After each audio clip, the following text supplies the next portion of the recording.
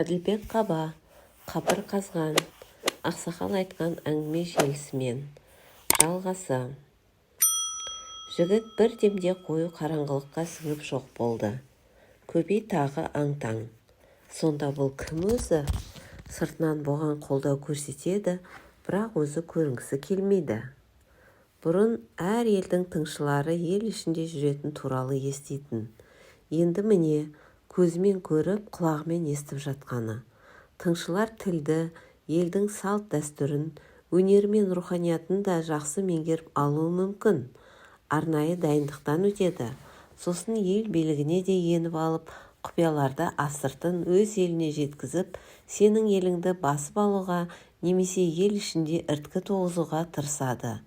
Жаулап алғысы келген елдің халқын тыңшылар өзара жауластырып, олар бір-бірімен араздасып, майдандасып жатқанын пайдаланып, әскер кіргізіп, сол елдің билігін орнынан кетіріп, орнына өздерінің адамын қойып, тәуелсіздігінен айыратын жағдайлар тарихта аз болмаған.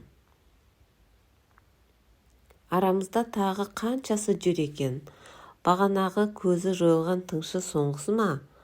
Інісі Орынбордан келген кезде осы тыңшылар туралы айтқанда көбей бір-бірін бала шағынан білетін ауыл ішінде қайда тыңшы деп күліп еді.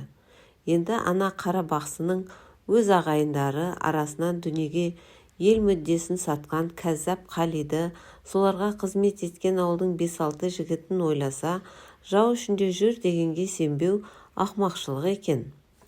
Ендігі жерде кім не айтса да көзсіз ере салмай ойланып, оның не мақсатпен айтып отырғанын, артында қандай пиғылды адамдар тұрғанын ой елегінен өткізіп барып әрекет ету қажет екен-ау. Бұл бір адамдардың араны ашылған заман болды. Соны пайдаланып, дұшпан өзіңнің қазағыңды ақ сатып алып, өзіңе қызмет еткізіп жатыр. Оларды жарылқайды, ақша, алтын береді, мансапқа отырғызуға уәде етеді. Содан соң кейбір ақмақтар солар тастаған сүйекке малданып, еліне қарсы үреді. Ондайлар елдің мүддесінен өз мүддесін жоғары қойып, байлыққа, билікке жету үшін тіпті дұшпанмен де одақтасуға бар. Егер хан сұлтандар бас имей, елді жұмылдыра алса, басқыншыға жем болар ма едік осылай. Енді қазақтың жері ұстағанның қолында, тістегеннің аузында кеткелі тұр. Хандық жойылды. Сұлтандар да Абылай ханның замандағыдай қауқар да абырой да жоқ. Елдің ертеңгі күні не болар екен? Осындай терең ой құшағына енген көбей күйшілер отырған жерге қайта оралды. Сыртта не болып жатқанынан хабарсыз жұрттың бар назары күйшілерде. Күй тарту кезегі Құрманғазыға келген сияқты. Көбей Құрманғазының қасына барып, малдасын құрып отыра кетті. Оның әрнеге алаң болып отырған көңілін Құрманғазының қоңыр даусы өзіне аударды.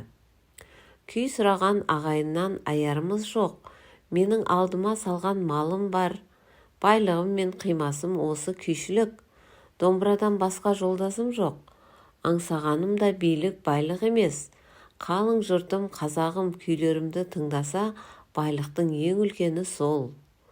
Құрманғазы күйші, сіз туралы көп естіген едік. Біреу сізді сұлтанның атын мініп қашқан қарақшы дейді. Біреу Исатай мен Махамбетті қоштаған үшін сұлтаннан қуғын көрген дейді. Біреулер 30 орысты өлтіріп қашып жүр екен дейді. Осының қайсысы шындық, қайсысы қауесет? Бұл әңгіменің әр қайсы қауесеттен гөрі шындыққа жақын. Мен мына сұлтандар сияқты ел ішінде еркелеп жүріп емес, күйлерімді қашып пысып жүріп шығардым. Оған мына ұзақ күйші куә. Әуелде малын бақтырып, ақымды бермеген байдың атын мініп кеткенім де рас. Ресей патшасының қазақ жерін басып алуына және оларға көмектескен сұлтандарға қарсы Исатай мен Махамбеттің соғысын жақтап түрмеге қамалыпты деп естіп едік. Ол да рас. Ақпай деген бір би ізіме түсіп, осындай жиында толғай айтып отырғанда, сен Исатай мен Махамбеттің толғауын айттың деп кінә тағып мені ұстап әкетті. Қол аяғым байлауға түсіп, еркімнен айырылып, қапыда қолға түскен сол бір шақта қапы деген күйімді тартқан едім. Содан ел жұртты көрем бе, көрмеймін бе деп айдауда бара жатып, елмен қоштасып, хош аман бол деген күйімді тарттым. Содан мені Орал түрмесіне әкеліп қамады. Бұл Орда түрмесінден әлде қайда мықты екен, қашып шығу мүмкін емес. Ақбайдың шабармандары ұстап беріп, мені көк арбаға тіркеп, енді жүргізейін деп тұрғанда шешем алқа келіп қалды. Иығы жылтырап киім кимеген, аузы жарып тамақ ішпеген әкем мен анамды ел қатарына қоссам деп армандаушы едім. Сол арманым орындалар деп жалшы болдым. Бай ақымды бермеді. Қанша талпынсам да кедейшіліктің қамытын сыпырып тастай алмадым. Байғұс анама перзенті ретінде жақсылық жасап, рахат көрсете алмадым-ау деп көңілім босап, көзіме еріксіз жас алдым. Анам бейшараны аядым. Сол кезде анам, мен ұл таптым деп жүрсем, жаман жасық неме екен ғой туғаным. Кімнің алдында көзіңнің жасын көл қылып тұрсың, деп жағымнан шапалақпен тартып жерді. Шешем осылай маған жігер берді. Мен қатайып, қайраттана түстім. Одан кейін жауымның алдында көз жасымды көрсеткен емеспін. Сол жолы екі қолым байлауда кетіп бара жатып, қайран шешем деген күйімді тарттым. Менің содан берден өмірім патша саясатына қарсы күресумен, оны жақтаған сұлтандармен арпалысумен өтіп келеді. Бұл күй деген жарықтық пештің түбінде қазы қартаға тойып алып, арқаңды қыздырып жатқанда емес, басыңа ауыр тауқымет түскенде, жаның ауырып күйзелгенде, қасірет қайғы шеккенде, көңілің толқып қуанғанда туады емес пе? Сондықтан қазандай қайнаған өмірімде кейде қайғыдан, кейде қуаныштан талай күй туды. Соның бірі туралы әңгімелеп берейін. Мен түрмеден ретін тауып қашып шықтым. Көрмеген азабым, тартпаған қасіретім жоқ. Жалаң аяқ, жалаң бас, табанымды тас тіліп, ел шетіне іліктім. Сол кездерде түрмеден қашқан, кісен ашқан деген күйлерім жан дүниемді жарып шыққан еді. Сөйтіп ел ішіне келіп, ес жия бастағанымда Ресей губернаторы мен сұлтандар Құрманғазы 30 орысты өлтіріп қашты, жүрген жерінде ұсталсын деген бұйрық беріпті. Қашып жүріп бір күні Төремұрат батырдың үйіне жеттім. Атын естігенім болмаса, бұрын көрмеген адамым еді. Төремұрат мал жаныңа көмек қылып, қызметінде жүруіме рұқсат етті. Бірақ түрмеден қашып шыққанымды, қуғында жүргенімді айтпаған едім. Батыр адам емес пе, бір күні сезіп, анығын сұрады. Мен де бар шындықты айттым. Ол да мәрт адам екен. Мені жау қолына бермеді. Қанша жерден батыр болсам да сені патша мен сұлтандардың қорғауым қиын болады. Біліп қалса қолымнан жұлып әкетеді. Сондықтан сен сұлтандарға бағына қоймайтын екі батыр бар, соларға барып панала деді. Менде басқа не амал бар? Әлгі батырларға бардым. Ол екеуі мені жылқышы етіп алды. Сөйтіп жылқы бағып жүріп жаттым. Олар маған арық қара деп ат қойып алды. Түрмеден арып ашып келген кезім. Тарамыстаймын. Содан бір күндері болғанда сұлтан үлкен той жасайтын болып, соған жан жақтағы елге сауын айттырыпты. Жылқы баққанымда астыма мініп жүретін күрең атым керемет ұшқыр еді. Мұны байқаған әлгі екі батыр, мына күреңнің шапса құстың құйрығын тістейтін нағыз жүйріктің өзі екен. Сұлтанның тойында бәйгеге қос, деді. Той күні де келді. Жұрттың бәрі әбігерге түсіп, аттарын жаратып әлек. Мен ештеңе істемедім. Мұны көрген батырлар: «Оу, арық қара, сен атын бәйгеге қосатын адамға ұқсамайсың ғой», деді әзілдеп. «Қам жемеңдер, бәйгі күреңді қосамын, және ол бәйгенің алдымен келеді әлі, деп қоямын.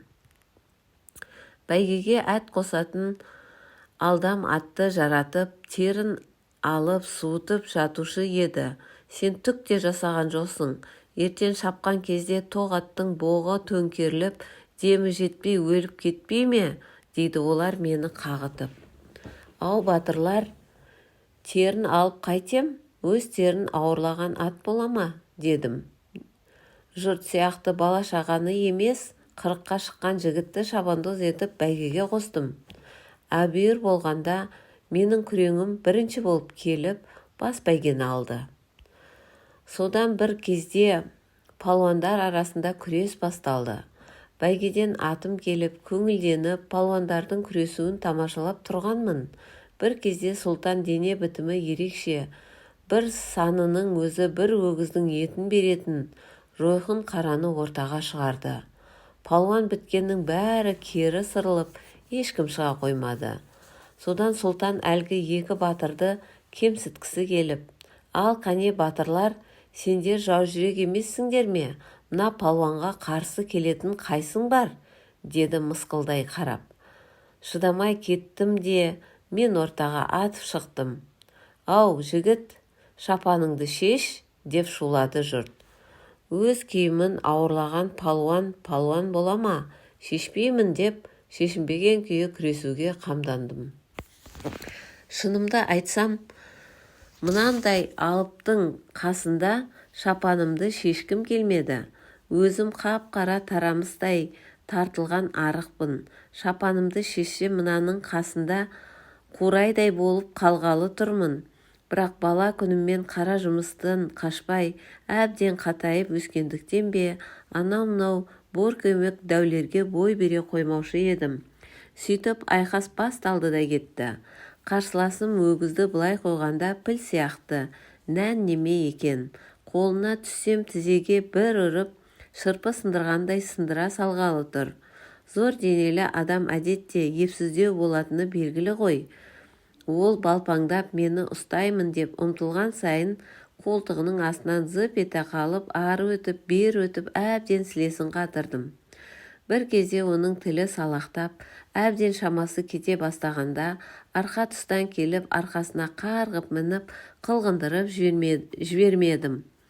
Өзі ентігіп, әрең тұрған дәу ауа жетпей жүрегі қысылды білем, бар денесімен жерге гүрс ете қалды. Не керек, сөйтіп ақыры әлгі палуанымның арқасын жер ескеттім. Палуаны тау құлағандай гүрс ете қалғанда, сұлтанның жаны қоса шығып кете жаздады. Бірақ ол мені танып қойды. Сөйтіп, бұл түрмеден қашып жүрген қашқын, бұған бәйгі берілмейді деп, бәйгіні бергізбей жігіттерін жіберіп, олар бізді қоршап алды. Қасымдағы екі батыр елге аттары белгілі адамдар еді. Арыстанның шеңгелінен тартып, әкеткендей етіп мені құтқарып алып шықты. Бірақ сұлтан тартып әкетпекке іле үлкен қол бастап келіп, екі арада кішігірім текетірес басталды. Сол текетіресте батырлардың бірі мені қорғаймын деп қаза болды. Бірақ батырлардың жігіттері қасқайып қарсы тұрып мені бермеді. Сұлтан тас-талқан болып ашуланып, кері қайтқан соң аман қалған екінші батыр Құрманғазы, сені тірі болып сұлтанға бермеуге берген антымыз бар еді. Бірақ мыналардың түрі жаман. Түбі тартып әкетуі мүмкін.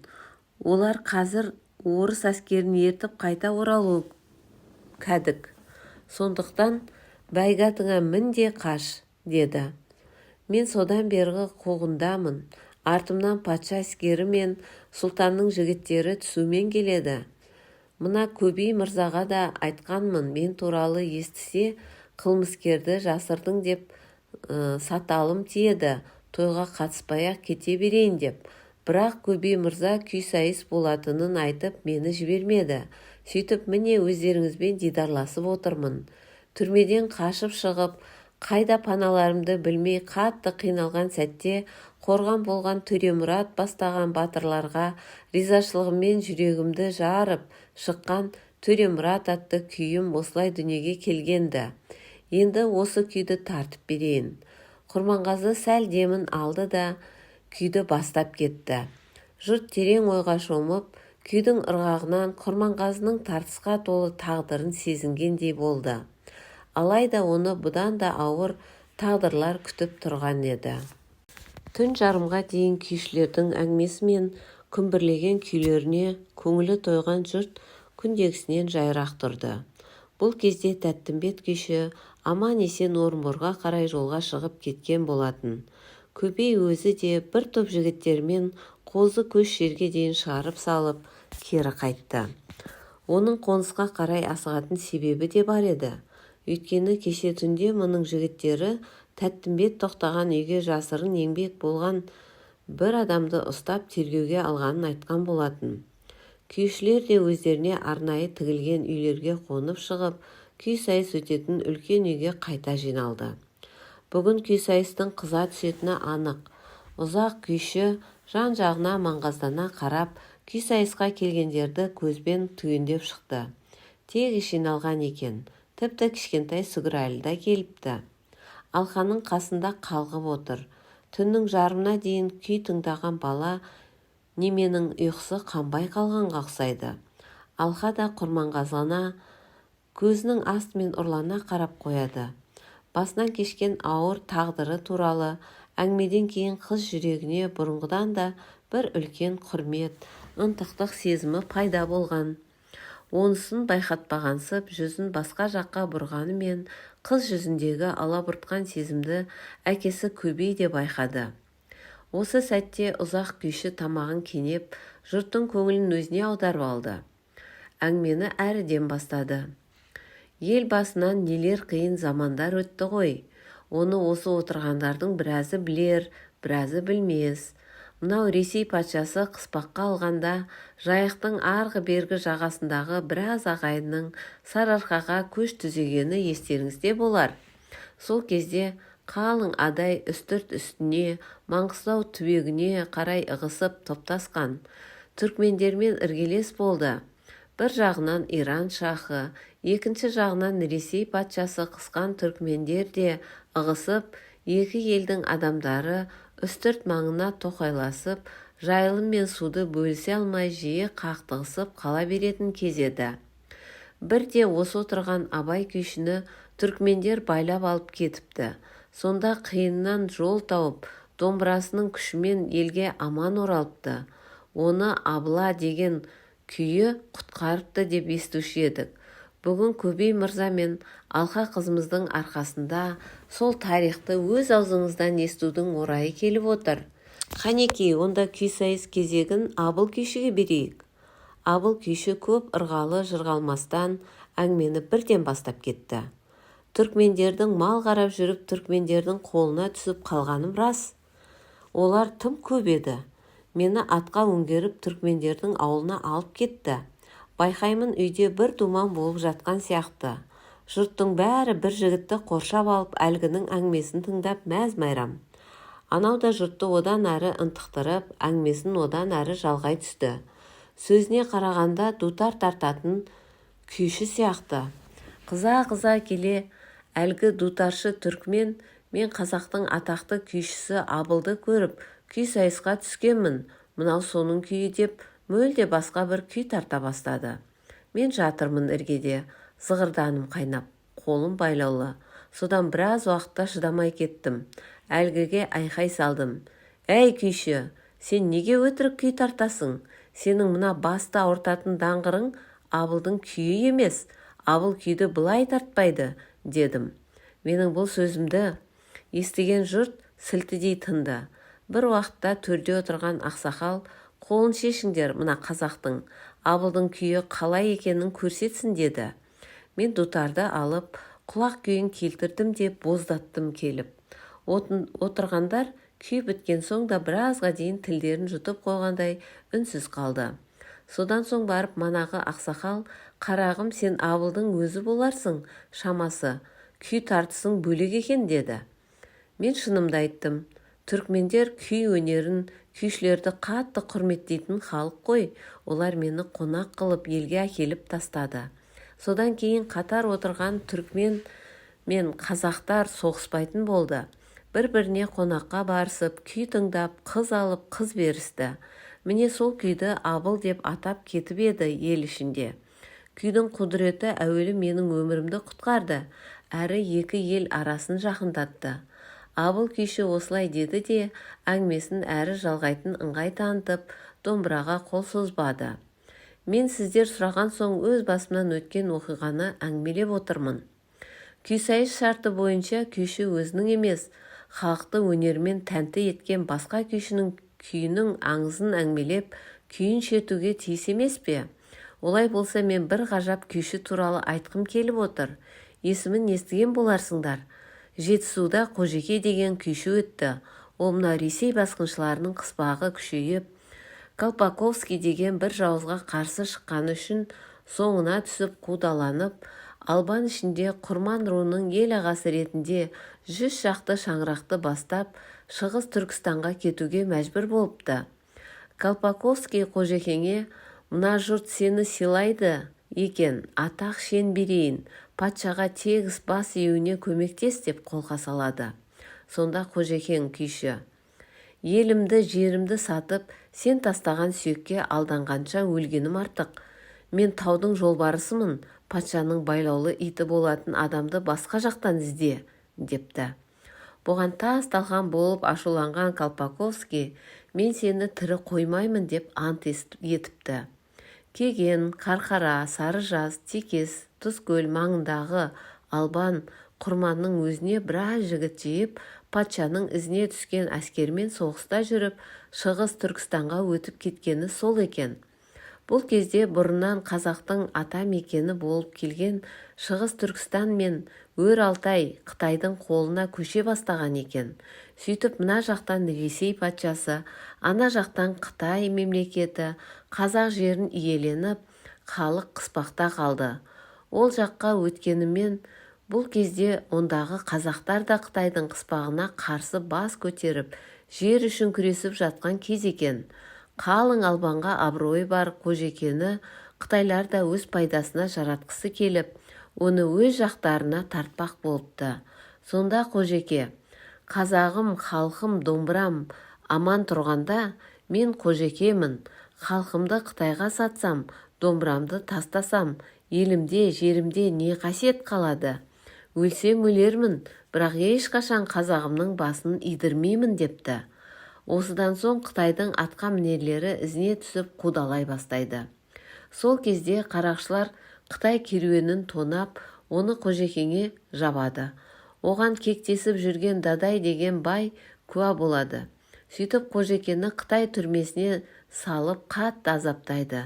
Бірақ Қожеке күйші: елімді сатқанша жанымды Аллаға тапсырып шейіт болғаным артық, қазақты бас идіре алмайсыңдар дегеннен танбайды. Сол кездерде Рабат деген төре беделін салып жатып, бірер күнге үйіне шығарып әкеліп, бала шағасымен қоштастырады. Өйткені Қытайлар оны өлім жазасына кесіп қойған екен. Сонда Рабат төре сұрапты: Қожекеңе не көрдің, не арманың бар деп. Сонда Қожеке: арман деген күйін тартып отырып айтқан екен. Арманым сол, елдің тізгіні қолдан шығып барады, екі оттың ортасында қалды. Ертең елім мен жерім жау қолында кетпесе екен. Қазақ азаттығынан айырылса, азаматы құлға, қыздары күнге айналып, мынау қасиетті қара домбырам иесіз қалатын сияқты. Қалың қазаққа сәлем де, намысты қолдан бермесін, жерден елден айырылмасын, депті де, тас көмір шоғымен қару алдында деген күйін тартыпты. Күй біткен соң жаны ашығандар: қашып кетпейсіз бе дегенде ол: қазақ ел мүддесіне келгенде қашпайды, ажалға қас қайып қарсы тұрады. Әйтпесе ана дүниеге барғанда осы жерді қанын төгіп қорғаған бабаларым бетіме түкірмей ме, деп өзі барыпты. Содан Қытай түрмешілері астына тас көмірді лаулатып жағып, оны сол шоққа қарып азаптай бастайды. Қанша жанына батса да Қожекең мыңқ етпейді. Мұны көрген Қытай түрмесінің басшысы: «Сені сұмдық күйші дейді ғой, сол рас болса осы отқа қарылып жатып та күйшерші», деп денесі күйіп қиналып жатқан Қожекені қорлау арқылы жазалауды көріп тұрған қазақтардың рухын түсірмек болады. Сонда Қожеке күйік шалған қолдармен күмбірлетіп бір ғажап жігерлі күй шертеді. Қытайлар Қожекені мал етін үйіткен тәрізді отқа қақтай береді. Қожекең де адамның жан дүниесін баурап, азаттыққа, ел мен жерді қорғауға, дұшпанға бас имеуге шақыратын күйін тарта береді. Бір уақытта домбыра да жалынға оранады. Сонда да күйін тоқтатпайды. Сол кезде мынандай ерік жігерге шыдамай кеткен түрме басшысы оның қолындағы отқа оранған домбыраны жұлып алады. Бұл кезде Қожеке күйші де жан тапсырған еді. Бұл күй тас көмір шоғымен қарығанда деп аталыпты кейін. Міне күйші деген тек еріккен жұрттың көңілін көтеру үшін жүрген пенде емес, ол ұлт рухының дабылшысы, намыс жігерін жанушысы. Домбыра барда қазақ бар, қазақ барда домбыра бар. Екеуі ажырамас ұғым. Енді осы Қожекеңнің күйін шертіп берейін.